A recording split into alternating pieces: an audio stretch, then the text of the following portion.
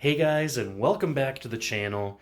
We are currently in our hotel room in Brussels, in Belgium. We had a great time here in Brussels. We did a lot, but now it's time to leave, and we are actually going down to Luxembourg now via Belgian Railways. So we've never ridden on Belgian Railways before, so we're going to see how this goes. We have two first class tickets, but we've heard that first class on Belgian Railways on these intercity trains is not necessarily as glamorous as you might get on the TGV or the ICE trains in Germany. So we'll see what they have there. We're headed over now to Brussels North train station to get on our train down to Luxembourg.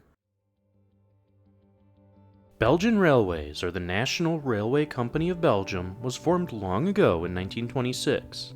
It's gone through several breakups, acquisitions, and spin-offs in the past, but it currently has 30,000 employees operating trains over 2,000 miles of mainline track, which is quite impressive for this relatively small country. This company carried some 230 million passengers in the past year, and it operates nearly every passenger service train in the country. Of course, Brussels is a hub of transportation in Belgium, as you might have guessed, and you can find three main train stations here: Brussels North, or Nord, Brussels South, or Midi, and Brussels Central, or Central. You can also find countless regional and local stations in this and other major cities in the country as well. It's very important when booking your ticket to take note of the station that you're departing from. It's also important, if you don't find a connection, to play around with the stations that you're departing or arriving into, because there's so many, so chances are there's one that will work for your itinerary. Alright, so made it to the station. It's actually a decent station here. We have a little bit of a wait, just because we had to check out of our hotel and our trains at 12:44, so about 40 minutes after. It was like a 10-minute walk from our hotel. We waited anxiously as our departure time came and went. At this point, we had worked with the German rail system for over 3 years, so the word delay was definitely in our vocabulary. About 30 minutes late, our train trundled into the station. There aren't any seat assignments on Belgian Railways, so we found our way onto the first class section of the train and found a couple of seats. We did struggle a bit to find a place large enough to put our mid-sized suitcases.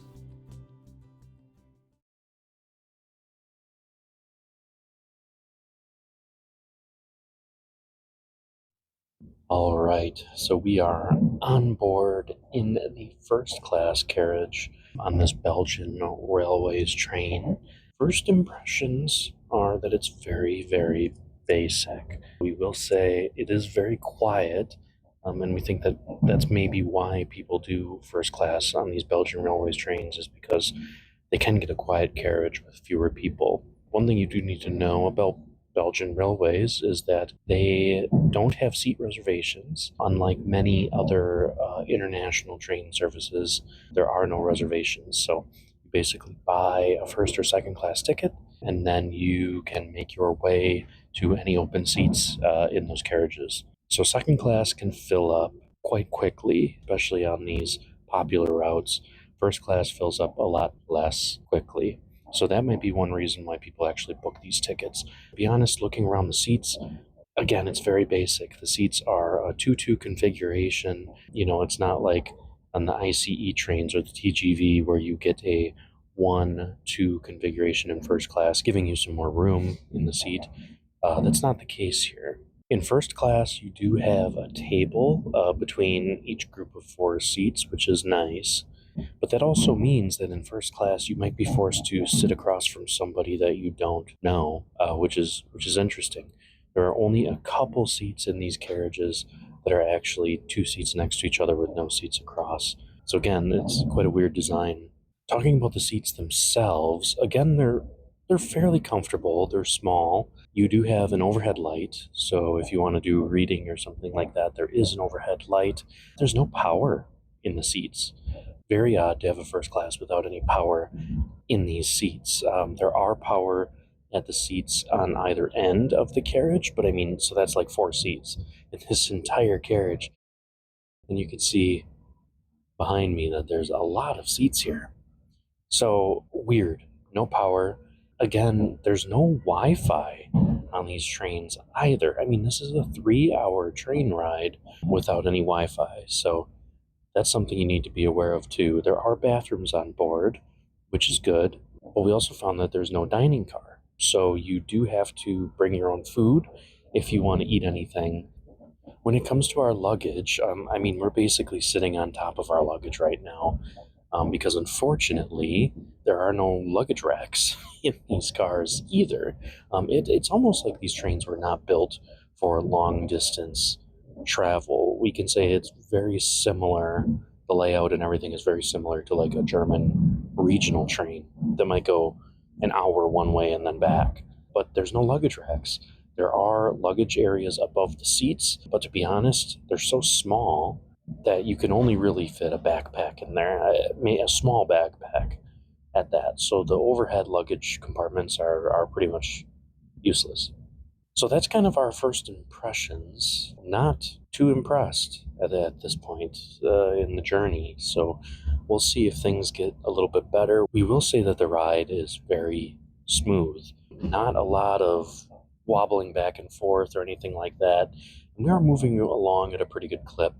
So it's a smooth, comfortable journey. There's not a lot of people in first class carriage. But yeah, that's pretty much our first impressions.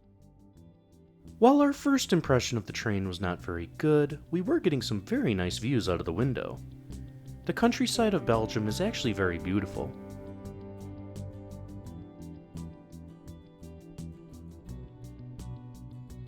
Soon the rolling green hills and fields started to give way to the forested and rocky landscapes that characterize northern Luxembourg as we continued our journey.